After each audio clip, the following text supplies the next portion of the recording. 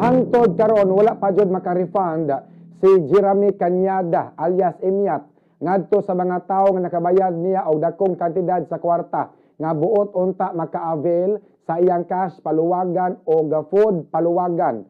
Ubay-ubay ang mga nabiktima aning iyang paluwagan og puwerte ng laguta human nga natabla ang ilang kwarta nga ilang gibayad ngadto kang Jeremy Cañada alias sa Emiat.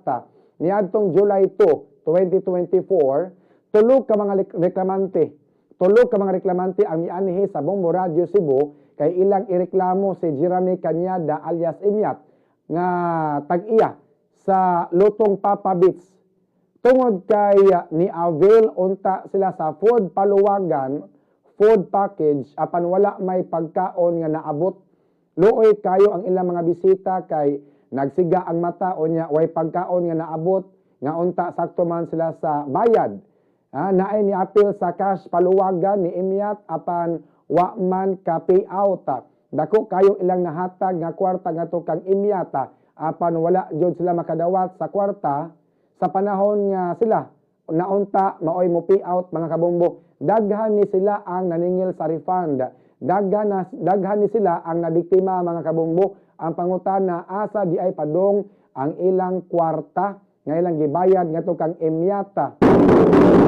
Ang Bombo News Team ni kuha og habig ngadto kang Emiat og misaad kini nga mo refund siya sa kwarta nga iyang nakuha gikan sa mga tawo nga niapil sa iyang paluwagan. Sa pangutana kung asa padong ang kwarta sa mga tawo nga niapil sa iyang cash paluwagan o food paluwagan nganong dili man siya ka-refund dayon.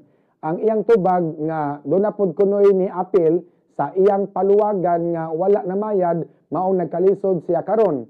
Matod pa ni Emiat nga sukad gipabombo siya sa mga reklamante, wa na kunoy ni salig niya. Napiktuhan ang iyang negosyo, unsaon kuno niya pag-refund sa mga tao nga niapil sa iyang paluwagan nga wala naman siya income kay gipabombo naman siya.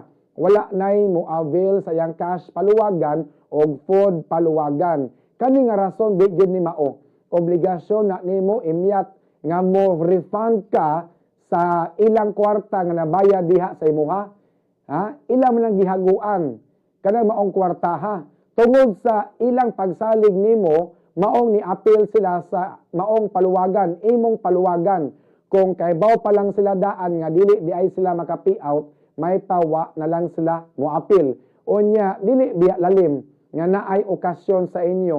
Unya ni-appeal kag food paluwagan para naakay ikapakaon sa imong bisita. Unya walay pagkaon nga naabot tungod kay way klaro ang iyahang food paluwagan mga kabombo.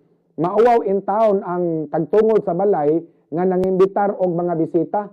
Imo man ning gisudlan ning problemaha, hala sulbara na repani imong mga biktima.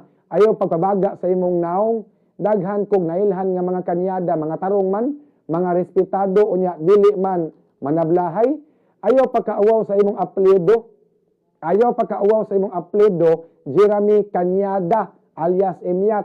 Tarunga og pasabot imo mga nabiktima.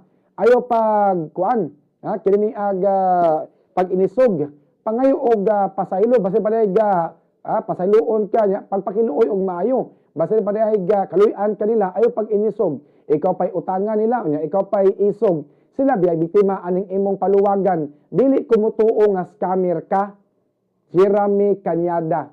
Dili ko mutuo nga scammer ka. Pero kaning imong gibuhat ngadto sa imong mga nabiktima, mura naman noon og imo silang gi-scam, nanginaot ko nga unta imo silang marifanan.